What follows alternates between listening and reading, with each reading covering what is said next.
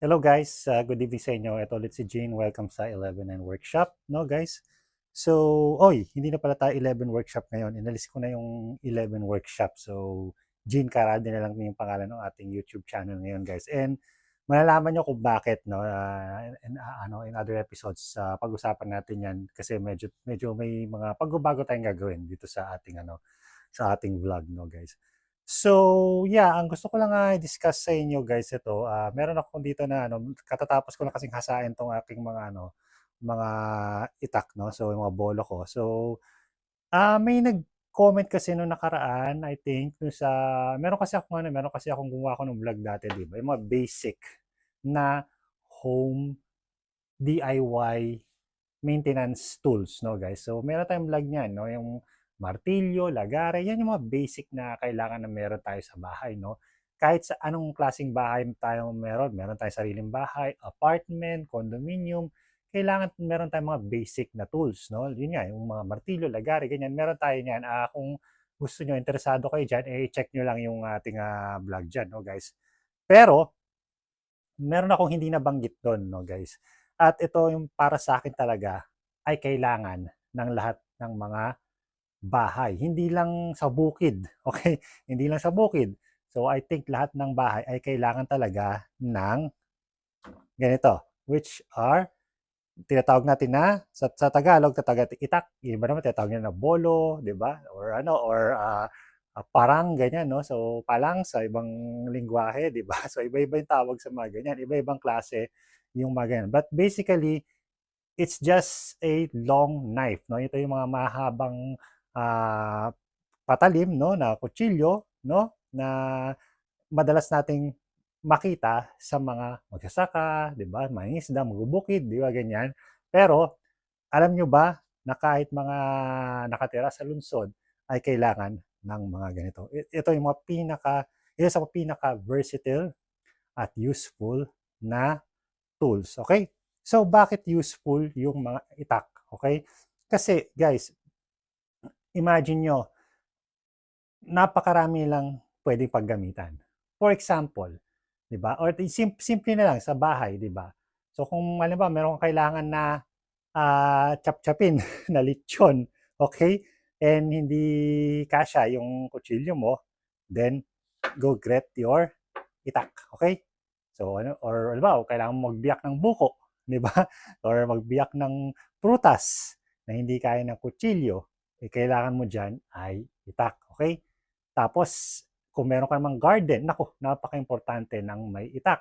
Ginagamit yan na pang clear ng ng mga sanga, pangputol ng mga sanga, pang tanggal ng damo, 'di ba? Napakaraming uses or minsan pinanggagamit pa pang hukay, 'di ba? Yung ginagamit parang piko, ganyan. So napakaraming uses ng mga itak, okay?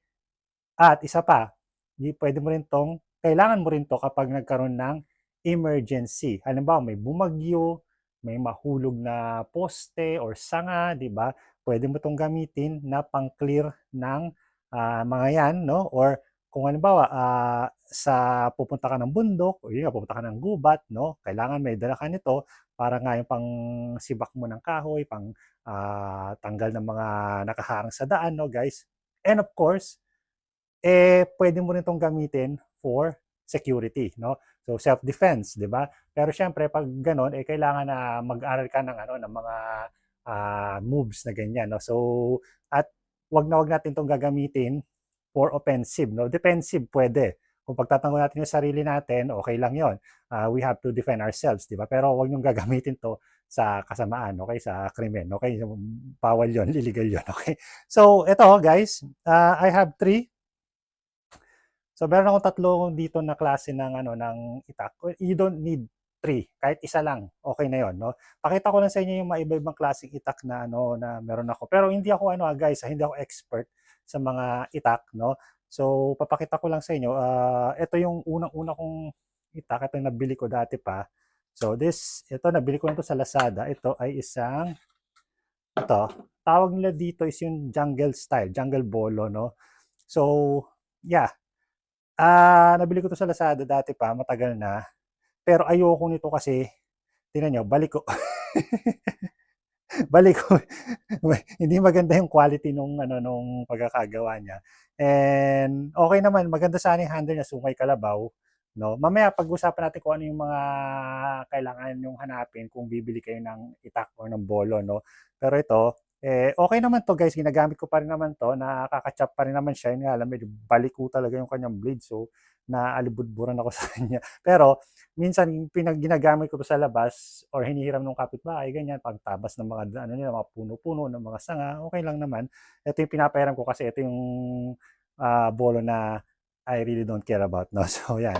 Tapos ito naman yung iba, this one, ito yung aking ano, kukri style 'no, ito, ayan. So kukri siya, nakita niyo pa-curve yung blade, ayan. This one is ano, ito yung hindi 'to pang utilitarian 'no, well usually ginagamit 'to pantabas ng ano, kasi shape niya 'no, pang ano ng ano, panggapas ng damo ganyan. Pero para sa'kin hindi siya utilitarian kasi mahirap siyang ipang-chop 'no. This is more of a weapon para sa'kin, this is more of a ano, armas sandata 'no. 'Di ba yung mga kukri knives yung ginagamit ng mga Nepalese na ano, na mga Gurkhas 'di ba, ganito rin yung style ng kutsilyo nila. And that is like a weapon, hindi siya utility knife, no? This one, hindi ko to ginagamit sa bahay. This is, actually nakalagay to sa aking ano, bag at bag, no? So survival ano ko to, survival knife ko to. Yan. So by the way, itong mga 'to, binili ko 'to ng walang ano, walang pungluhan, yung walang sheet. Ako na yung gumawa niya, ito ginawa ko 'to. Ito yung una kong ginawa, gawa 'to sa ano, I think ta's may pangalan ko pa 'yan 'no. So ginawa ko 'to, gawa ano, acacia yata 'to. So ta's ini-stylean ko na parang ay apoy, ayan. And the last one, ito yung isa ko pa, ito yung talaga utility blade ko dito sa bahay. Ito. This one is a what we call a chopper, no? Chopper 'to kasi ito flat yung kanyang ano, tingnan mo, flat yung kanyang blade. This is excellent pantadtad, no? Kaya nga chopper, pantadtad kasi nga flat yung kanyang ano, pantadtad na lechong manok, pang sibak ng buko. So ito yung maraming uses dito sa bahay talaga. And ito meron siyang ano, rubber na grip, no? And okay naman 'to guys. So yan yung mga ano, ginawa ko rin 'to, acacia rin 'to, ayan. Ginawa ko rin siya. Ito hindi ko ginawa. Nung binili ko 'to kasama na 'tong ano niya, 'tong kanlubang niyan 'tong sheet niya. And inano ko na lang, inayos ko na lang kasi hindi pulido yung pagkakagawa, magaspang. Tapos ano, may mga gaps. So nilagyan ko ng masilya, tapos pininturahan ko ng black, kasi nilagyan ko ng leather na leather 'to. Ako lang naglagay nito. Tapos nilagyan ko siyang hasaan dito, ayan. Maliit na diamond plate dito. 320 grit yata 'to. So pwede kong ano, sa field, no? Kasi nga ito nga yung aking survival bag out na bolo or itak. So if ever na kailangan na mag-evacuate, ito yung dadalhin ko. So in the field, kung kailangan kong maghasa, ito meron siyang panghasa, no?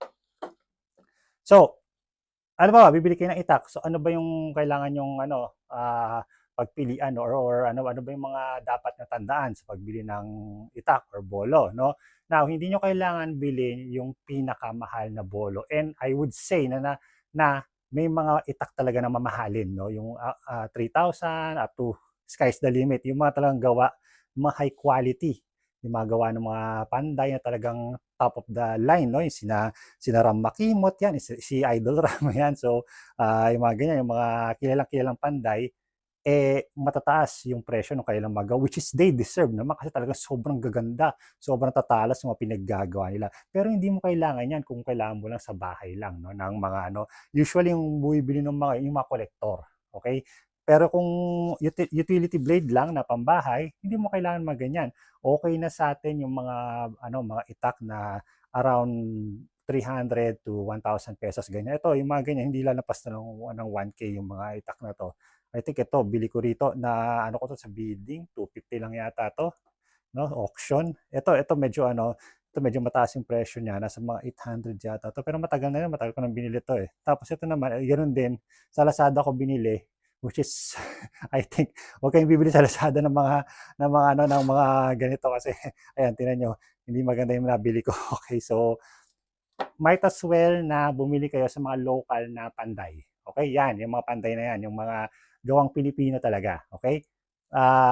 Tapos tiyakin nyo na yung bibili nyo is yung tinatawag na may subo or tempered. Okay? So yun yung mga matitibay talaga. And dapat gawa siya sa molye or yung lip spring, no? Kasi meron ako na encounter na itak na gawa sa flat bar. Okay? So yung flat bar yun, guys, hindi yun matibay. Ang matibay talaga is yung mga molye or lip spring, okay? And iwasan nyo din yung mga bolo na na Chinese made, yung mga ready-made na bolo, yan, yung mga ganyang itsura, yan. Yung may mabutas na tapos parang sobrang kintab, tapos malipis lang yung blade niyan and hindi siya ganun katibay. So, you might as well have good luck sa mga local na panday, no? Yun, doon kayo bumili doon sa mga tangkilikin nyo rin yung sariling atin, di ba? So, yun, ito mga local lahat to, local na panday lahat yung may gawa niyan. Tapos, ano bang style ang nyo, ang marirekomenda ko? Well, for kung pambahay lang talaga, mas okay kung may kung parang ganito, parang chopper, no? Ito talaga pambahay na, pwedeng pang garden, pwedeng pang kusina, no? Pwedeng pang self-defense din, no? Pero I think mas okay yung ganito, yung mga jungle style, no? Kasi ito talaga pwede mong gamitin na pambahay, pwede mo rin gamitin na pang survival, no? So, and yung design nito is proven na. Ito yung mga design ng mga katipunero, di ba? Mga ginagamit ng mga ng mga nag-ano, ng mga revolusyonaryo, di ba? So, proven na yan, napakatagal na ginagamit na yung design na ganyan. So, you can never go wrong sa mga jungle style na itak, no, guys? And then, ano bang yung sa handle naman, ano yung handle? Ito, iba-iba yung handle nito. Ito, sungay kalabaw. Ito sungay kalabaw din. Ito naman rubber, no, guys. Okay lang yung mga yan kahit pero kailangan sa tingin ko kapag bibili ka ng itak, piliin mo yung full tang. Okay? Ano yung full tang? Ibig sabihin yung buong bakal, ito yung buong handle niya is yung buo yung bakal, no? Kasi yung mga common na itak sa atin is yung tinatawag na rat tail tang, no? Yung gitna lang yung meron, tapos sinasaksak lang sa kahoy na handle, no? Okay yun, matibay naman yun, guys. Tatagal yun na napakatagal na panahon, lalo na kung ini-screw rin nila dito. Yung sa tatay ko, ganun yung itak niya and buhay pa yun hanggang ngayon. It's like 50 years na yata yun. So wala lang sa akin, nasa kabilang bahay. And talagang matibay naman yung design na ganun, basta ingatan mo. Pero para sa akin talaga, mas gusto ko yung full tank kasi pag full tank na to, halimbawa, matanggal mo yung grip na to, mabaklas siya, pwede mo pa rin siyang gamitin. Hindi mo siya kailangang ibalik na itusok na ganyan.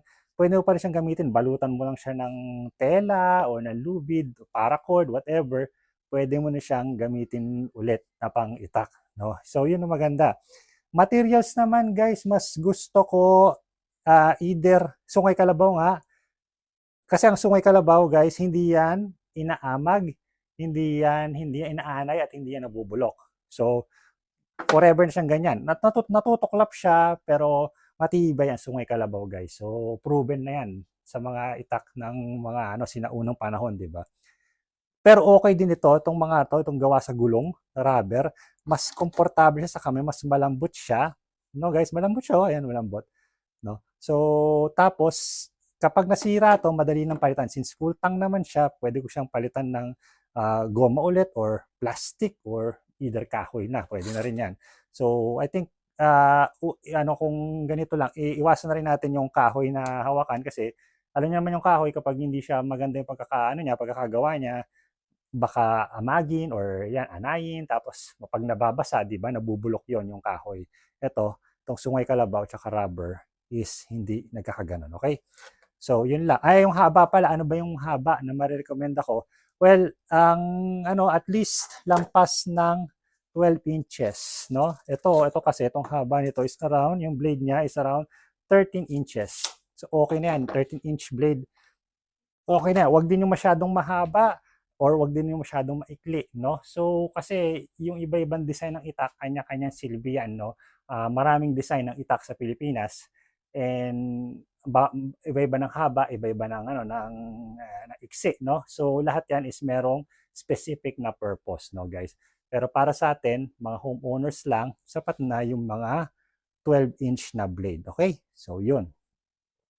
So, again guys, napakahalaga ng itak sa isang bahay, no guys. So, I suggest na kung wala pa kayong itak or bolo sa bahay, mag-invest na kayo sa isang quality na bolo, locally made, no? Yung may subo and at least, 'di ba, yung magandang gamitin, yung magandang style para sa inyo, okay? Para sa mga uh, ano nyo, mga random stuff na ginagawa sa bahay using your ball, okay? So, yun lang guys. Thank you so much for listening, no? Maraming salamat sa inyong pakikinig. Magkita ulit tayo next time. Sana may natutunan kayo dito sa Webinar Workshop. So, I'll see you guys next time. This is Gene from the Webinar Workshop. Adios!